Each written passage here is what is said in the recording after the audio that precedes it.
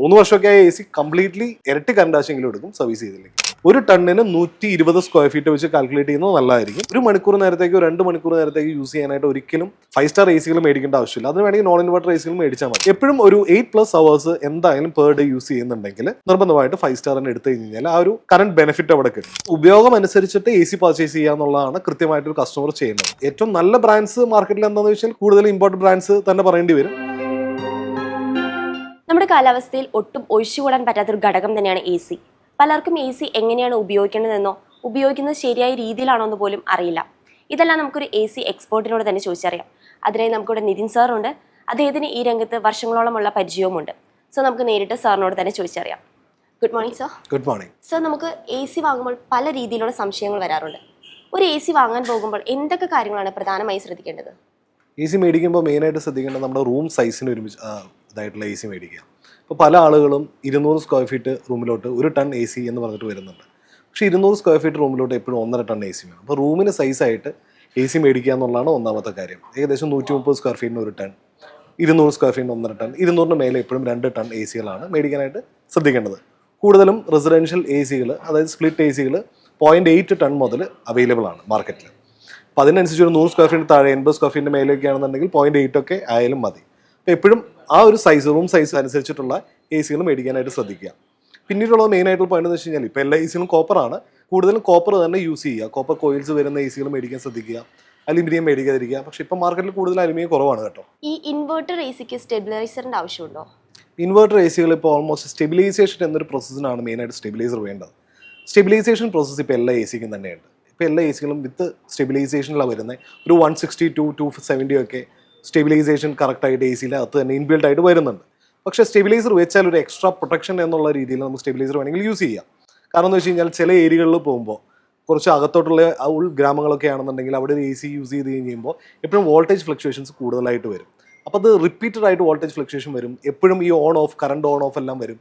ആ സാഹചര്യങ്ങളൊരു സ്റ്റെബിലൈസർ ഉണ്ടെങ്കിൽ എപ്പോഴും അതൊരു പ്രൊട്ടക്ഷൻ ആയിരിക്കും. നമുക്ക് മെയിൻ ടൗൺ മെട്രോ സിറ്റീസിലൊന്നും അങ്ങനെ വേണമെന്ന് നിർബന്ധമില്ല. എ സി ശരിയായ രീതിയിൽ ഉപയോഗിച്ച് നമുക്ക് കറണ്ട് ബില്ലിന്റെ ചാർജ് കുറയ്ക്കാൻ സാധിക്കുമോ? തീർച്ചയായിട്ടും. എ സിയുടെ മെയിൻ ആയിട്ടുള്ള ഘടകമാണ് സർവീസ്. എ സി മേടിച്ചാൽ മാത്രം പോരാ, എ സിയുടെ സർവീസ് പ്രോപ്പറായിട്ട് എപ്പോഴും തന്നെ ചെയ്യണം. എ സിയുടെ സർവീസ് എന്ന് പറഞ്ഞു കഴിഞ്ഞാൽ എവറി 2 months റെഗുലറായിട്ട് എ സി യൂസ് ചെയ്യുന്ന ആളാണെന്നുണ്ടെങ്കിൽ ഏറ്റവും മിനിമം അറ്റ്ലീസ്റ്റ് എല്ലാ 2 മാസവും എ സിയുടെ സർവീസ് നിർബന്ധമായിട്ട് ചെയ്തിരിക്കണം. അത് നോർമൽ നമുക്ക് വീട്ടിൽ ചെയ്യാവുന്നേ ഉള്ളൂ. ഇതിൻ്റെ ഫിൽറ്ററൊക്കെ ഊരിയിട്ട് ഇൻഡോറിൻ്റെ ഫിൽറ്റേഴ്സ് മാത്രം എല്ലാ 2 മാസം കൂടുമ്പോൾ ക്ലീൻ ചെയ്ത് കഴിഞ്ഞ് കഴിഞ്ഞാൽ നമുക്ക് ഒരുപാട് രീതിയിൽ, ഇപ്പോൾ ഒരു വർഷമായിട്ട് ക്ലീൻ ചെയ്യാത്തൊരു എ സി ആണെന്നുണ്ടെങ്കിൽ കറണ്ട് കാശ് ഓൾമോസ്റ്റ് ഒരു 70-80% ഹൈ ആയിരിക്കും. ബിക്കോസ് എപ്പോഴും അതിൻ്റെ ഉള്ളിൽ കരടുകളും ചെളികളും കയറി നിന്ന് കഴിഞ്ഞ് കഴിയുമ്പോൾ എ സി വർക്ക് ചെയ്യാനായിട്ട് ഒരു പുഷ് കംപ്രസർ എപ്പോഴും ഓവർലോഡ് എടുത്തുകൊണ്ടേയിരിക്കും. അപ്പോൾ അതിനനുസരിച്ചിട്ട് നമുക്ക് കറണ്ട് കാശ് കൂടിക്കൊണ്ടേയിരിക്കും. എപ്പോഴും പ്രോപ്പറായിട്ട് സർവീസ് ചെയ്ത് കഴിഞ്ഞാൽ ഒരു ഫ്രഷ് ആയിട്ട് എ സി മേടിച്ചപ്പോൾ എത്രയുണ്ടോ അതിൻ്റെ ആംബിയറും കറണ്ടും ഒക്കെ അതേ രീതിയിൽ തന്നെ നമുക്ക് 1 വർഷം കഴിഞ്ഞാലും കൃത്യമായിട്ട് സർവീസ് ചെയ്യുന്ന എ സി ആണെന്നില്ല, 1, 2, 3 വർഷം കഴിഞ്ഞാലും അതേ കറണ്ടിൽ തന്നെ നമുക്ക് മെയിൻറ്റെയിൻ ചെയ്ത് കൊണ്ടുപോകാൻ പറ്റും. സർവീസ് ചെയ്തില്ലെങ്കിൽ തീർച്ചയായിട്ടും 3 വർഷമൊക്കെ എ സി കംപ്ലീറ്റ്ലി ഇരട്ടി കറണ്ട് ആവശ്യമെങ്കിലും എടുക്കും സർവീസ് ചെയ്തില്ലെങ്കിൽ. ഈ എ സി മെയിൻ്റെനൻസ് ഏതൊക്കെ രീതിയിലാണ് നമുക്ക് ചെയ്യാൻ സാധിക്കുക? എ സി മെയിൻ്റെനൻസ് കൂടുതലായിട്ടും ഒന്ന് ഫ്രീ സർവീസ് ഉണ്ട് നമുക്ക് ഫസ്റ്റ് ഇയർ. സെക്കൻഡ് ഇയർ മുതൽ AMCs നമുക്ക് ലഭിക്കും. ഇപ്പോൾ എ സികൾക്ക് AMC കിട്ടും. അല്ലെങ്കിൽ നമുക്ക് ഓൺ സ്പോട്ട് സർവീസ് ടീമുണ്ട് എന്ന് പറഞ്ഞു കഴിഞ്ഞാൽ വിളിച്ചു കഴിഞ്ഞാൽ ഏത് ഷോപ്പിലോ ഏത് ടെക്നീഷ്യനെ വിളിച്ചാലും അവർ വന്ന് സർവീസ് ചെയ്ത് തരും. ഇപ്പോൾ ഈവൻ അവർ തന്നില്ലെങ്കിൽ തന്നെ ചെറിയ ടിപ്സ് ഉണ്ട്. ഇപ്പോൾ ഈ പറഞ്ഞാൽ യൂട്യൂബ്സിലൊക്കെ അവൈലബിൾ ആണ്.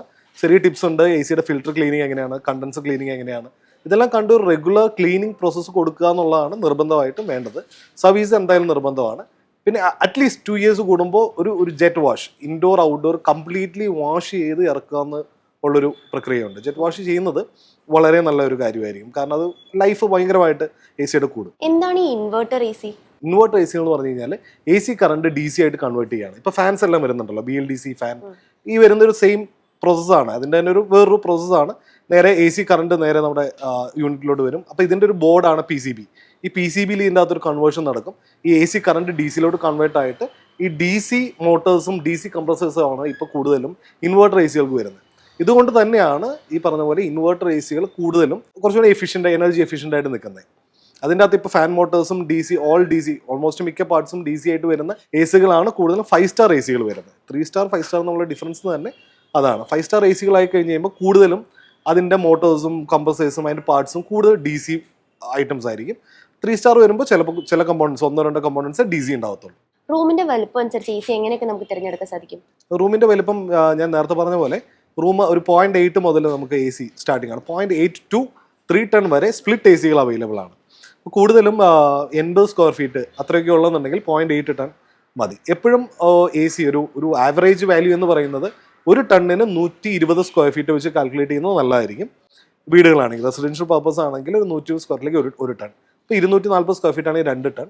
അപ്പോൾ നമുക്ക് ഈ 300 പ്ലസ് ഒക്കെ ആണെന്നുണ്ടെങ്കിൽ ഒരു 3 ടൺ എ സി.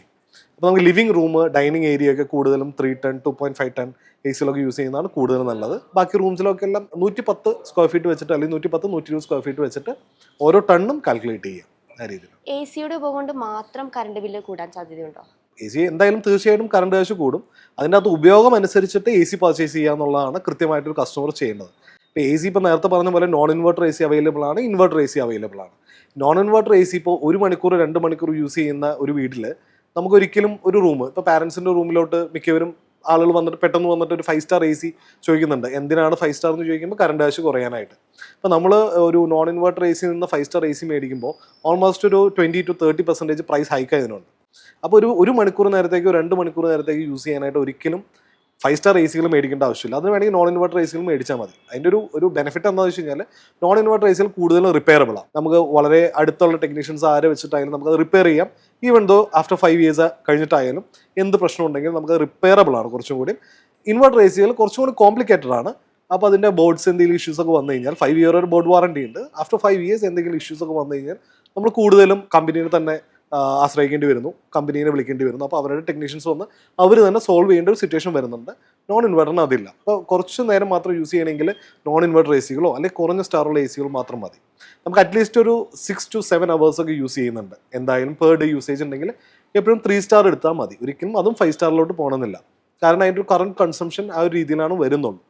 എപ്പോഴും ഒരു 8+ hours എന്തായാലും പെർ ഡേ യൂസ് ചെയ്യുന്നുണ്ടെങ്കിൽ നിർബന്ധമായിട്ട് 5 സ്റ്റാർ തന്നെ എടുത്തു കഴിഞ്ഞാൽ ആ ഒരു കറണ്ട് ബെനിഫിറ്റ് അവിടെ കിട്ടും. അപ്പോൾ അവിടെ ഈ 10 hours ഒക്കെ യൂസ് ചെയ്യുന്ന ആവറേജ് യൂസ് ചെയ്യുന്ന ഒരു 5 സ്റ്റാർ 1 ടൺ എ സി ആണെന്നുണ്ടെങ്കിൽ ഓൾമോസ്റ്റ് ഒരു 2 യൂണിറ്റ് 2.25 യൂണിറ്റിലൊക്കെ കറണ്ട് കാശ് വരത്തുള്ളൂ. ഇത് തന്നെ 3 സ്റ്റാറിലോട്ട് മാറുമ്പോൾ ചിലപ്പോൾ ഒരു 3 യൂണിറ്റ് 2.5 തൊട്ട് 3 യൂണിറ്റ്. അപ്പോൾ എപ്പോഴും ഒരു 1/2 യൂണിറ്റിൻ്റെ അല്ലെങ്കിൽ ഒരു 0.75 യൂണിറ്റ്സിൻ്റെ ഒക്കെ സേവിങ്സ് 10 hour യൂസ് ചെയ്യുന്നത് നമുക്ക് എപ്പോഴും തന്നെ കിട്ടും. ഇപ്പോൾ സാറിൻ്റെ ഒരു എക്സ്പീരിയൻസ് വെച്ച് നോക്കുകയാണെങ്കിൽ നമുക്ക് ഇന്ന് മാർക്കറ്റിൽ നിരവധി ബ്രാൻഡുകൾ അവൈലബിൾ ആണ്. അതെ, ഏറ്റവും നമുക്ക് ചൂസ് ചെയ്യാൻ പറ്റിയ നല്ല കുറച്ച് ബ്രാൻഡുകൾ പറയാൻ പറഞ്ഞ സാറിൻ്റെ എക്സ്പീരിയൻസിൽ എന്നാ? അങ്ങനെയല്ല, ബ്രാൻഡ്സ് എല്ലാം തന്നെ ഇപ്പോൾ വളരെ സ്റ്റാർട്ടിംഗ് റേഞ്ച് എനിക്ക് 22,000 മുതൽ എ സികൾ അവൈലബിൾ ആണ്. അപ് ടു ഒരു 1 ടൺ 5 സ്റ്റാർ എ സി 50-55,000 വരെ എ സികൾ നമ്മുടെ മാർക്കറ്റിലുണ്ട്. ഇതും പറഞ്ഞ പോലെ ആളുകളുടെ യൂസേജും ബഡ്ജറ്റും കാര്യങ്ങളും അനുസരിച്ചിട്ട് മേടിക്കുക എന്നുള്ളതാണ്. ഇതിൻ്റെ ഒരു ഡിഫറൻസ് മെയിനായിട്ട് ഈ 22,000 കിട്ടുന്ന ഒരു 1 ടൺ എ സിയുടെ എയർ ക്വാളിറ്റി, തണുപ്പിൻ്റെ ക്വാളിറ്റി ആയിരിക്കില്ല. എപ്പോഴും ഒരു ഹയസ്റ്റ് പ്രീമിയം ബ്രാൻഡ്സ് നോക്കി എടുക്കുമ്പോൾ ഈവൻ ദോ മിക്സിബിഷി, ജനറൽ അവരൊക്കെ നോക്കുമ്പോൾ വെച്ച് കഴിഞ്ഞാൽ അതിൻ്റെ ഒരു തണുപ്പിൻ്റെ ഒരു ക്വാളിറ്റി നല്ല ഡിഫറൻസ് ഉണ്ട്. ആൾ ചോദിക്കും എന്തുകൊണ്ടാണ് 1 ടൺ എ സി എനിക്ക് ഈ റേറ്റിന് കിട്ടുള്ളൂ, എന്തിനാ അത്ര റേറ്റിന് മേടിക്കുന്നത്? പക്ഷേ അതിനൊരു എയർ ക്വാളിറ്റി, തണുപ്പിൻ്റെ ക്വാളിറ്റി, അതിൻ്റെ plastic quality, copper quality, compressor quality ഇതെല്ലാം ഡിപ്പെൻഡഡ് ആണ്. ഏറ്റവും നല്ല ബ്രാൻഡ്സ് മാർക്കറ്റിൽ എന്താണെന്ന് വെച്ചാൽ കൂടുതൽ ഇമ്പോർട്ടൻറ്റ് ബ്രാൻഡ്സ് തന്നെ പറയേണ്ടി വരും. പ്രീമിയം ബ്രാൻഡ്സ് നമുക്കുണ്ട്. ഒരു ബ്രാൻഡിനെ അങ്ങനെ ഒരു സ്പ്ലിറ്റ് ചെയ്ത് പറയാൻ പറ്റില്ല. എങ്കിലും നമുക്ക് സ്റ്റാർട്ടിംഗ് സെഗ്മെന്റിൽ കൺസിഡർ ചെയ്യാവുന്ന ഒരുപാട് ലോയിഡ്, വോൾട്ടാസ്, ഗോദ്രേജ് എല്ലാം തന്നെ ബ്രാൻഡ്സ് എല്ലാം തന്നെ നല്ലതാണ്. കൂടുതലും മേടിക്കുമ്പോൾ പർച്ചേസ് ചെയ്യുമ്പോൾ കൂടുതലും ഉള്ള ഏരിയ ആണെന്നുണ്ടെങ്കിൽ, ടൗണിൽ പുറത്തോട്ടാണെന്നുണ്ടെങ്കിൽ ഏറ്റവും കൂടുതൽ സെൽ ഔട്ട് ആകുന്ന എ സികൾ നോക്കി മേടിക്കുന്നതായിരിക്കും നല്ലത്. കാരണം അവർക്ക് സർവീസിൻ്റെ അവൈലബിലിറ്റി കുറച്ചുകൂടെ ഫാസ്റ്റ് ആയിരിക്കും. ടൗൺ ആകുമ്പോൾ ഏത് ബ്രാൻഡ് മേടിച്ചാലും കുഴപ്പമൊന്നുമില്ല. എല്ലാ ബ്രാൻഡ്സും തന്നെ സർവീസ് സെൻറ്റേഴ്സും കാര്യങ്ങളെല്ലാം ടൗണിൽ അവൈലബിൾ ആണ്. Thank you so for your valuable time and കുറേ സംശയങ്ങൾ ഇതിൽ നിന്ന് ഞങ്ങൾക്ക് മാറി കിട്ടി.